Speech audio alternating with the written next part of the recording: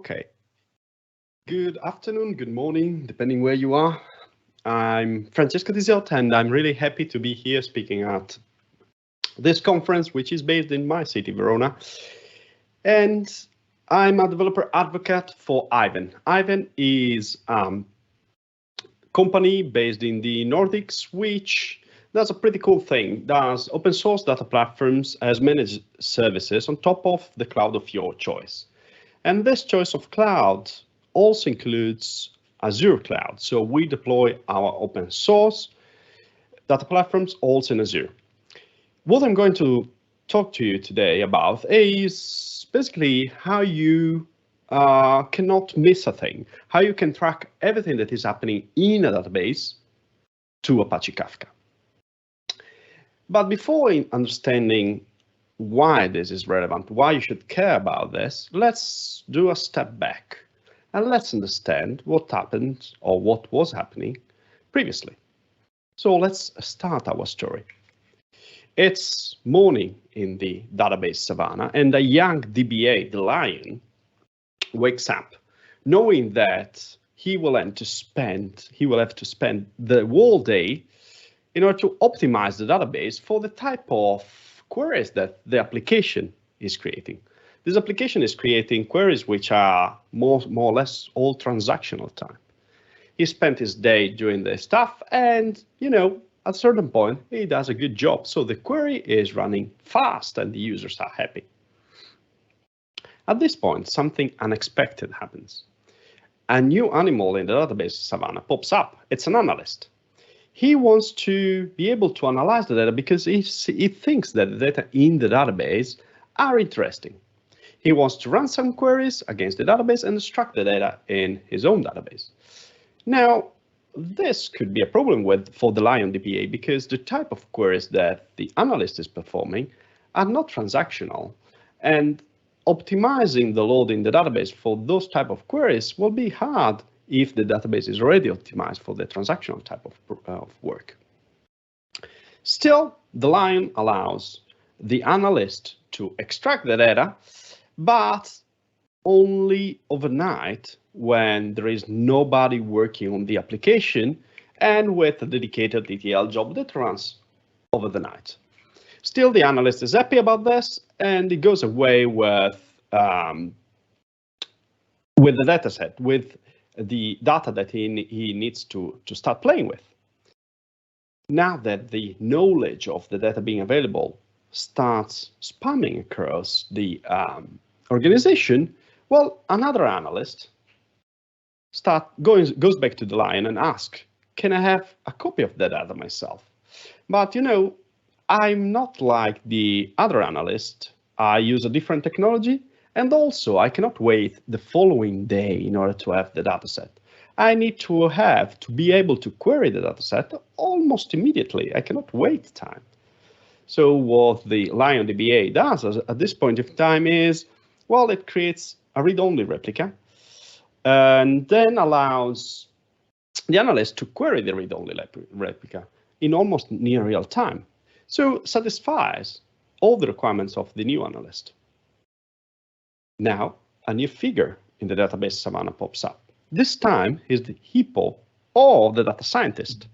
Data scientist wants to query the data in real time with specific queries and is not even using a database in order to store his own data. Is using a new file format that he just invented that is super optimized for the type of machine learning that he wants to perform.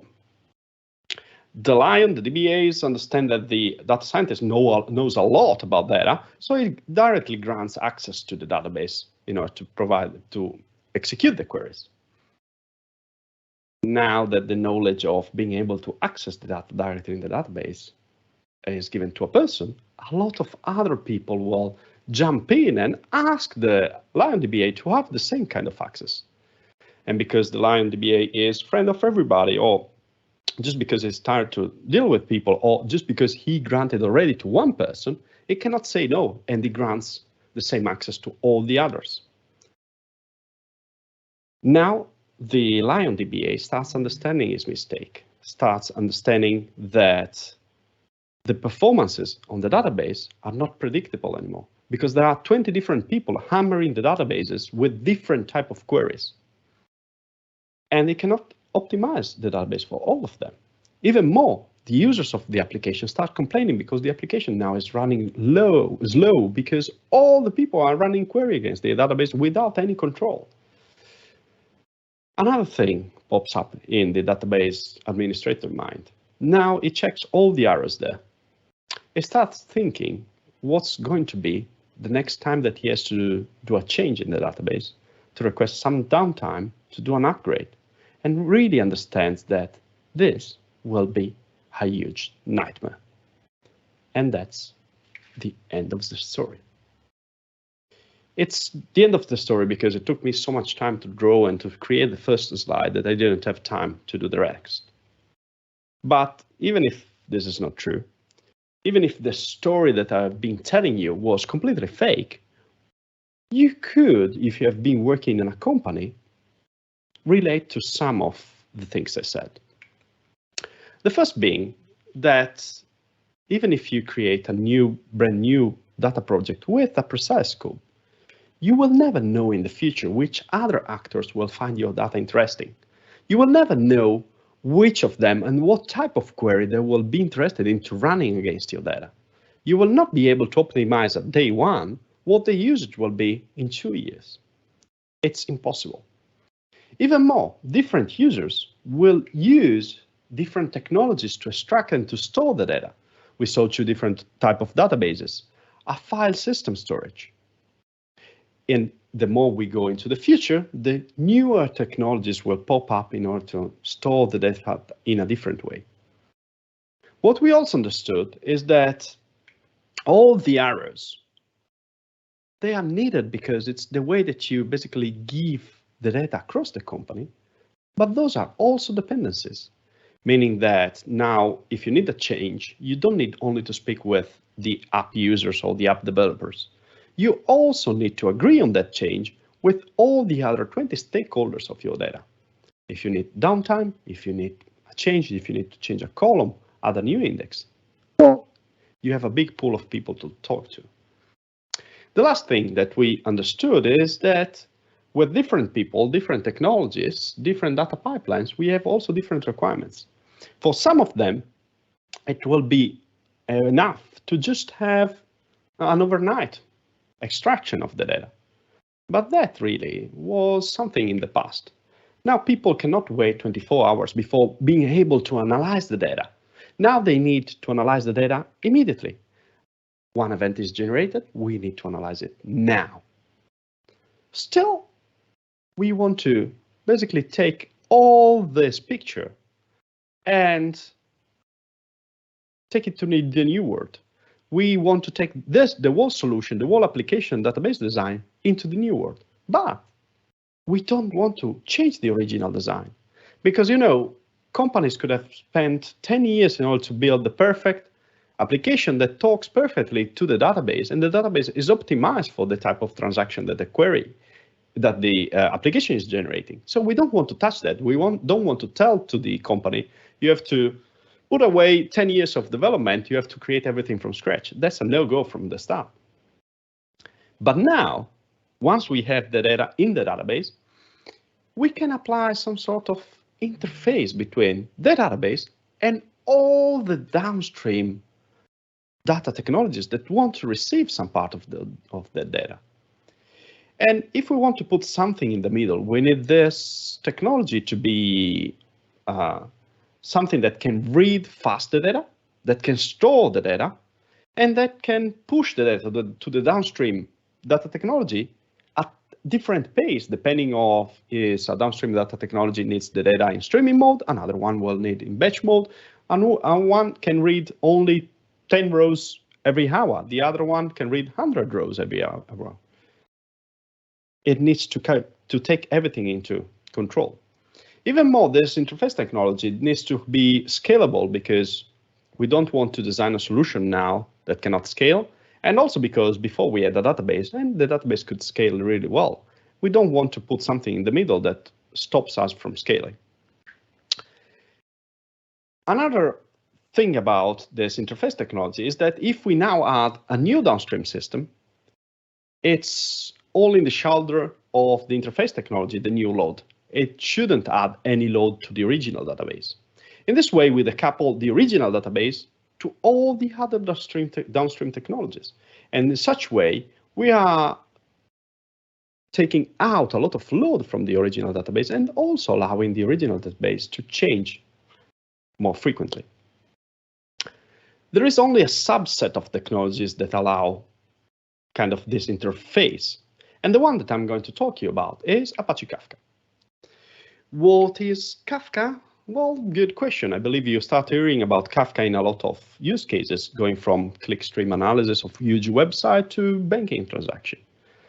The idea behind Kafka is really simple. It's the idea of a log file, where we have one or more application that will produce data called producer, and they will produce events in the log file. And the log file is an append-only and immutable data structure. This means that it's append-only, so I can write event number 0, and then event number 1, and then event number 2. And immutable means that once event number 0 is written in the log, it's not like a record in a database. I cannot go there and change it. If something changes the reality of event number 0, I will store it as a new event in my log.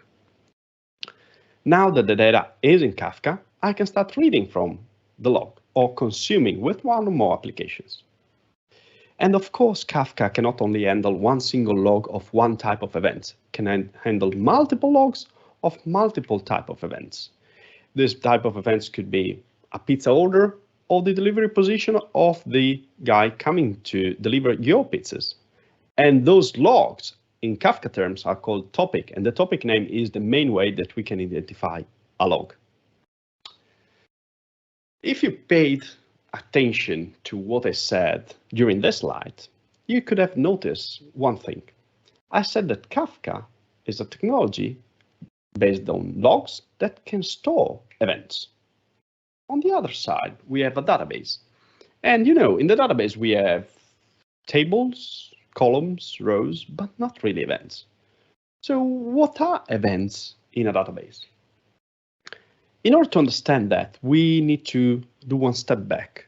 And we need to understand what is the difference between a table-based approach to store data and a log-based approach to store the same data. This is what is called the table stream duality, the table log duality, or is what I call the fridge dilemma. I believe a lot of people during this pandemic time will have to put on some weight. I did for sure. So what I'm trying in my family is to, between me and my wife, check each other's and check that we don't go to the fridge too often. So if we have the fridge information, both in a table and a log, we could query them. If we query the table will tell me, look that you have in your fridge 5 carrots, 3 apples, and 6 chocolate bars. I love chocolate, I need chocolate in my fridge.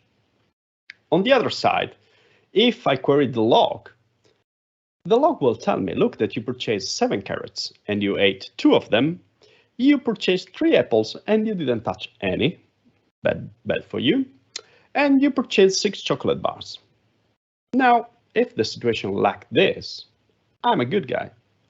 But let's take the assumption, it will never be true, but let's take the assumption that I know that my wife checks the fridge in the morning and in the afternoon. I could be in the perfect situation of not having eaten any chocolate bar, or since I know that I have 6 hours of gap, I could eat 5 chocolate bars and go to the nearest shop and replace them with other 5 without my wife noticing anything. Now, what I'm saying here is that the table contains only the current status at query time. The log contains all the history of changes, all the events happening to a system. So you can lie to the table if you don't query it fast enough. You can never lie to the log because the log contains all the history. And even more, with the log information, if you replay it, you go back to the current history, always. So now we understood what is the difference between table and log. what are events in the database, that is anything that is changing in the reality and is stored in the log. Now, we want to integrate the two words. More or less, we want to understand how we can integrate a technology with Kafka. Because, we want to put Kafka in the middle of our data technology, data pipeline, but we have our data set in, for example, Cassandra or Google PubSub or Postgres. And we don't really want to write our own connector, our own code in order to push the data into Kafka. But we are lucky because there is a pre-built framework called Kafka Connect that if you use it as a source, you are basically telling, please Kafka Connect, take the data from this table located in this database and push it to this other topic. And Kafka Connect, it's a scalable, distributed framework that will allow just the data to flow. And you basically don't have to care about anything. But the same thing, if we have data that is in Kafka now, and we want to push it to a target data technology, for example, Elasticsearch, or our analytics team is using BigQuery for the analysis, and they want a copy of the data there, or Amazon S3 for long-term storage. Again, Kafka Connect, this time used as sync, allow us to take the data from a Kafka topic and move it to a target technology. So we understood that we have Kafka, we have the database, we have Kafka Connect, which makes the link. Now we need to understand how to track the changes that are happening in the database back to Kafka. And we have a couple of methods here. The first one being the query-based approach. This is basically replicating what ETL tools have been doing since a long time, basically querying what is in the database. Instead of me telling you this nice story, let me show you in practice with a nice example. Let me show you, there we are. So what we see here is the Ivan console. What I'm running is 3 services named CloudGen, MySQL, Postgres, and Kafka. I will use Postgres as a source of my data, and then I will use Kafka Connect to include the data into Kafka. Then, at the later stage, we will push the data into MySQL. So we will see also how Kafka can translate between technologies. So let's start. Let me just take one thing from another desktop. There we are. There we are. Okay, so let me connect to the Postgres database.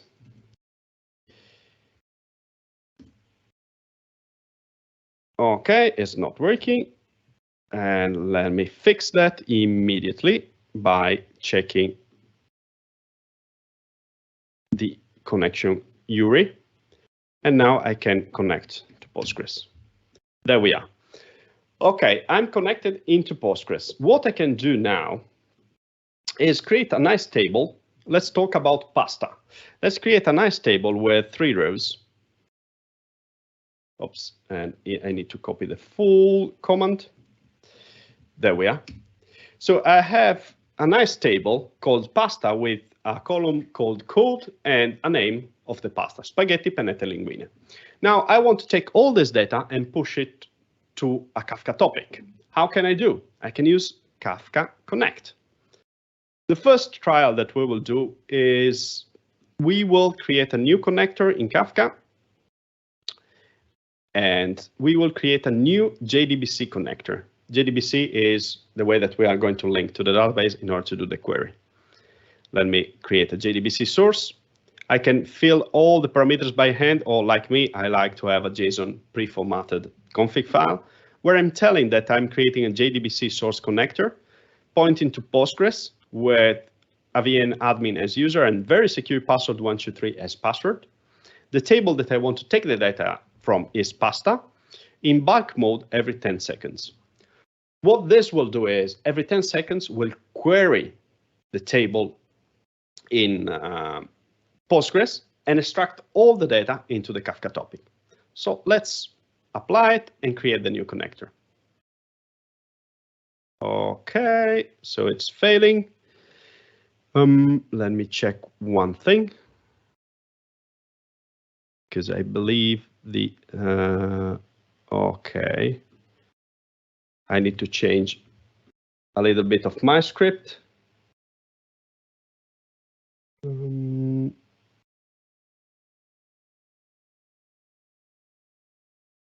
we are.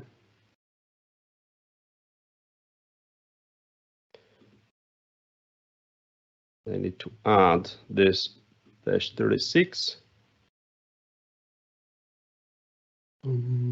36cc. Okay. Let's retry creating the connector. Okay, let's go to Kafka. Let's create the connector again. JDBC source and edit. Apply. Let's try to connect.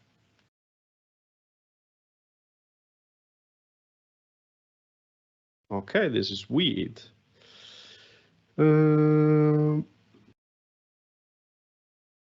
EC, okay. 36cc and EC, replace all. Again, my mistake here. Let's retry for the third time. We may be lucky. Okay, edit. Okay, create new connector. Seems that we are lucky enough. Let's check. Okay, the new connector is created and will start running. Will start every 10 seconds extracting in bulk mode from Kafka and push it, from Postgres and push it to a Kafka topic. Let's verify. So let's go back here. Let's split the screen. And let's use KCAT, which is a tool that allows us to check what's in a Kafka topic. Let's use KCAT in consumer mode. So we are consuming from a topic called PG source pasta. It's the topic that we just created. Let's check if this is working correctly. No, let's cat config. I believe there is an error here in the, yes, it's adding some additional characters to the instance name. So I need to take care of this. Okay, let's check. Okay, so what we see here is that the same 3 rows, linguine, pennette, spaghetti, are repeated and will be repeated every 10 seconds. So it's all expected because it's in bulk mode every 10 seconds. Every 10 seconds, we'll query the whole table and extract the whole dataset. If we try to update, for example, the table, and we go from pennette to penne, we should see that penne is now in here. So everything is working. If we delete from the table the row for linguine, we should see now only 2 rows appearing in Kafka. Okay, this is working, but it's taking the whole dataset every 10 seconds. This is possibly a good solution if we have a limited amount of data, but if we have huge tables, this will not scale up. What are the other options? Well, we could, for example, have a table which has a serial number always increasing. Like in this case, we have not only the code and the name, but also an ID, which is always increasing. And we can create a connector that doesn't act in bulk mode, but it acts in kind of incremental mode. So it's check which is the maximum ID, and the next query will basically filter only the rows with ID greater than the maximum ID that was found before. So let me create this new connector, and always JDBC source. Let me edit. Okay, as you can see, the top part is always the same. The bottom part, I'm saying incrementing mode based on the column ID every 2 seconds. So let me now create the connector. Okay, it's already created. And let me show what's happening always with KCAT. Let me stop KCAT from here. And check the new past ID topic. So what we can see here is we have this incremental mode running every 2 seconds, but the initial load provides the 3 rows which are in the database. Of course, those will be my first inserts if I need to propagate this data into another table. Now, if I insert a new row in the database, I immediately see it happening also in Kafka. This is because every 2 seconds, the Kafka connector was remembering that the maximum ID was 3 before, so it was checking for rows with ID greater than 3, and it found a row with ID equal to 4. What happens if now I do an update? I go from Pennette to Penne again. I change it on the database, but the change will not be propagated to Kafka. Why is that? Well, because the ID is still 2. I didn't change the ID. So if I don't change the ID in case of updates, the update will not be propagated. Not very good, isn't it? Do I have other options? Of course.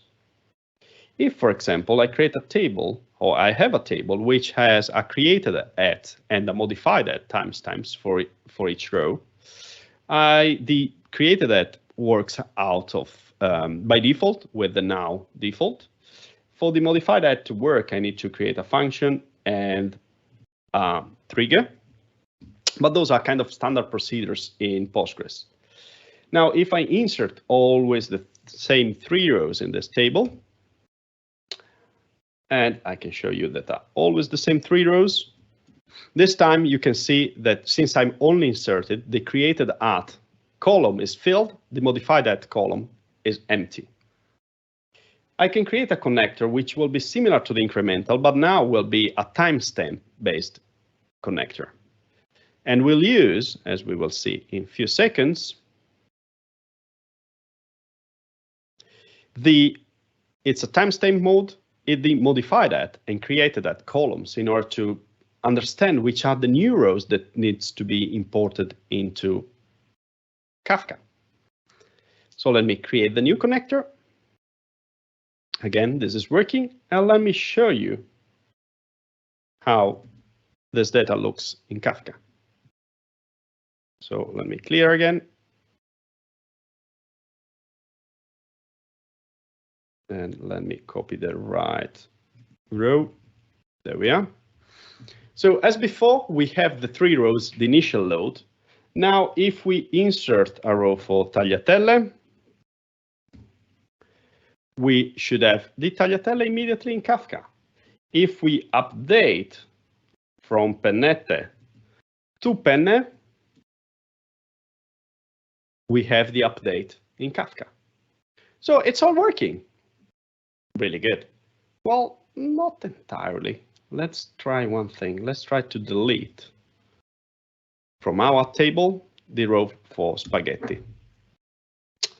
Now, we deleted on Postgres, but it's not happening in Kafka. Why is this again? Well, because we are querying the table. And if we query the table, we will just see 1 row less, not 1 row more for a deletion. So in case of deletion, either we start from, we go from doing hard deletion to soft deletion. So instead of doing a delete, we set only a flag is deleted equal to true, or we cannot track them with the query-based approach. And you know, going to soft deletions could be a good idea, but it will require also our app to change the code because of that. And really, we don't want to do that. We don't want to change the app. We don't want to need to create additional column like created at or the ID or the modified at columns in order to have this to work. We want to work and we want to take all the changes happening also to the original table, which, if you remember, had only a code and a name. We don't want to add additional columns there. We don't want to change the structure in Postgres. So how can we do that? Well, in order to solve this problem, let's go back to a little bit more slides. Instead of using the query-based approach, we need to change our approach. We need to move to the log-based approach. What do I mean by that? If you know a little bit of databases, you know that if you do a change, an insert, a deletion, every event in a database is both stored in the local state, but also in a log file. Is this a redo log in the Oracle world? Is this a wall file in Postgres? Still, the information is stored also in the log. And this log contains exactly the information that we want to take home, because it contains all the changes happening to the database. How can we do that? Well, there is a subset of technologies that allows you to track all the changes happening in a database log and pass it to another technology. If you are, for example, in the Oracle world, there is a tool called Golden Gate to do that. For Postgres and for a lot of other technologies, there is a cool open source tool which is called the Debezium. The Debezium is an amazing piece of technology that allows you to basically listen all the changes happening in a database table or a set of tables and propagate those changes in a standard format, no matter which the source technology is, into Kafka, into a Kafka topic. And what we'll see now is basically this tool in action with our source Postgres database. So let me show you again instead of telling you on slides. So if we go back to our little example, now we want to query the data from this pasta table that hasn't got any serial or timestamp based column. What we will do is we will create a new connector. Let me create a new connector. This time we will not create the JDBC source connector. We're creating a Debezium Postgres connector. So we are using Debezium in order to query Postgres or to read all the changes happening from Postgres. Let's edit the configuration. Let's copy paste. OK, I'm doing something a little bit more complex here. I'm using the Postgres connector. I'm using Avro as a format of storage of the data. Avro is basically take the JSON, take all the field names, detach them from the field values. The field names create the schema. The field values create the payload. The schema goes to a schema registry. The payload is what is transmitted. So basically, it's an optimized version of JSON. What I'm doing here is connecting always to the same database with the same credential. I'm creating a plugin name. I'm using the wall to JSON, so a JSON representation of the changes. The slot name, the replication slot is called my CloudGen slot, my CloudGen publication. It's a publication. It's the way that you basically you store the changes happening to a particular table or set of table. And the table that I want to include into my publication is the pasta table. Let me create this, create the new connector.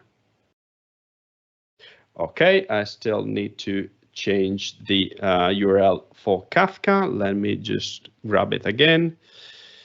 Let me grab this last piece of.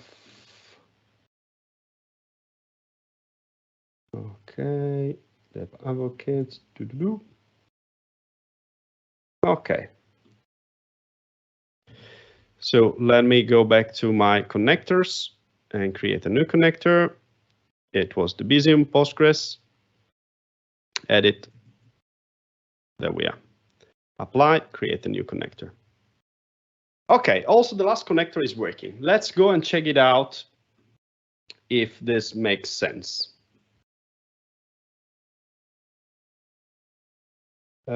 Just a second, let me don't do the same mistake again. There we are. OK. So with our friend KCat still,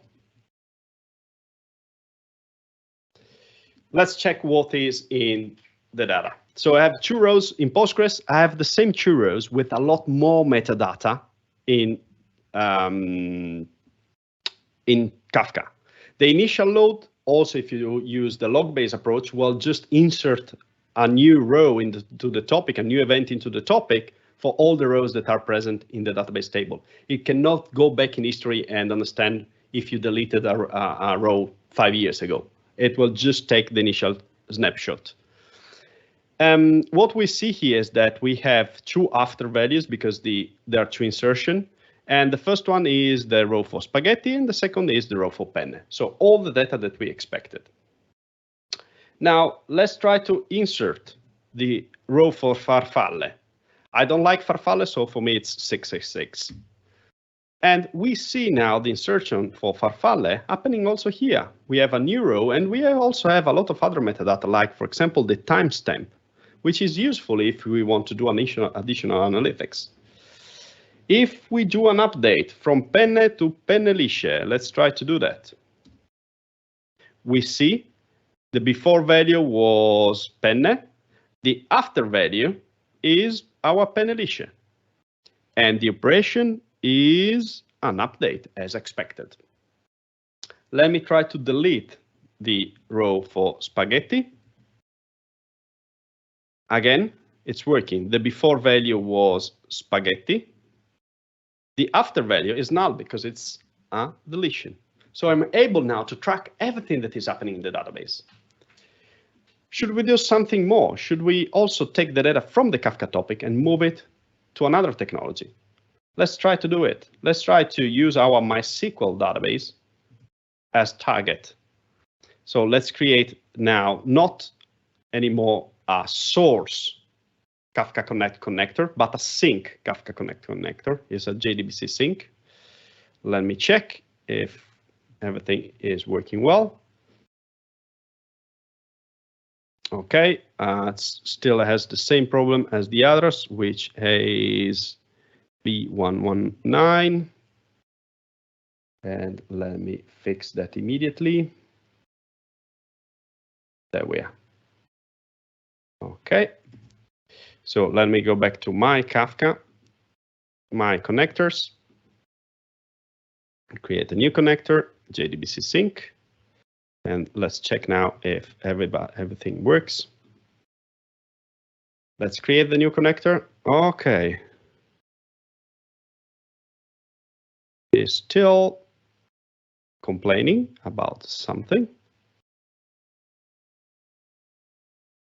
Because I used the replica URI. So it's not the bottom one, but is the top one.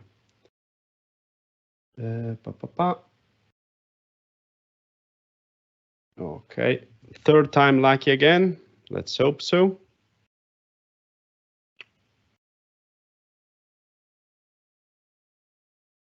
JDBC sync, edit. Let's try now. And the schema registry is still wrong. Perfect. Let's not go there. Advocates. There we are. Okay, so let me try the fourth time. I should be lucky.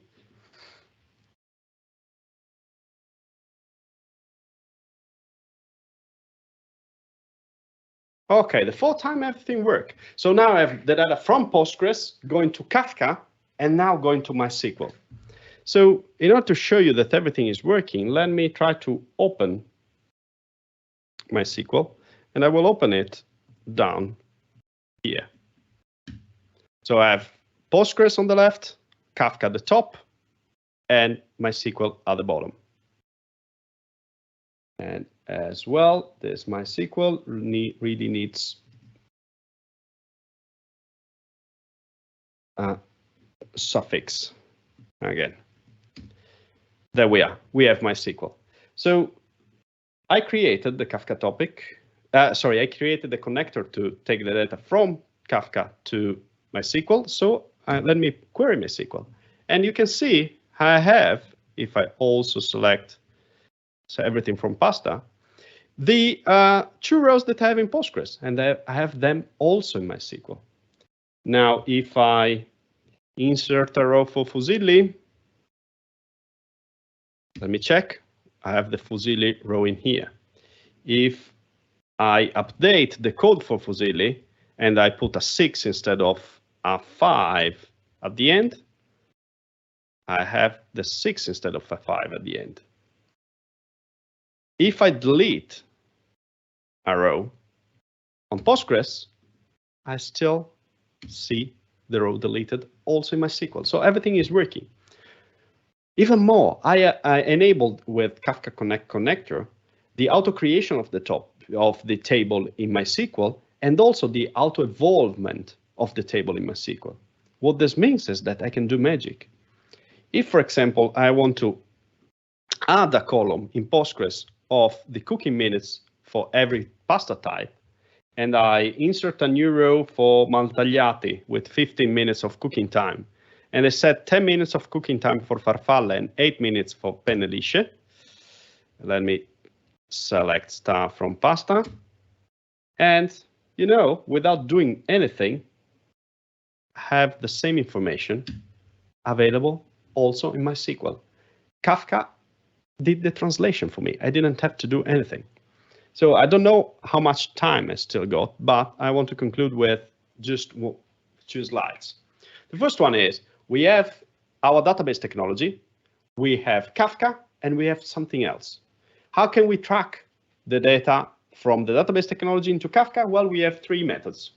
Query in bulk mode that allow us to detect all the changes, but it's really heavy because we are extracting the whole dataset every time. Not feasible for huge datasets. We have the timestamp or the incremental mode, which are suffering because they are not able to track all the changes. The timestamp can track insert updates, but not deletes. The incremental cannot even track the updates. And then we have a log-based approach, which can track all the things, but of course requires a little bit more setup. And also, depending on which is your source technology, could require also additional licenses to be used, for example, in the Oracle world. Last slide in order to finish off. First link, the link to Apache Kafka. It contains a huge amount of documentation. The version of Apache Kafka that you find there is also the version that we provide at Ivan. Second, the link to the Bezium. It's an amazing tool in order to track all the changes happening in a database in a standard format, and can attach to a huge variety of databases. We show today Postgres, but can work on top of Oracle, MySQL, and a lot of others. If you want a written format of how to set up a JDBC source connector for Postgres in Kafka, well, I wrote that as a blog post, and it's the third link that you can find in this slide.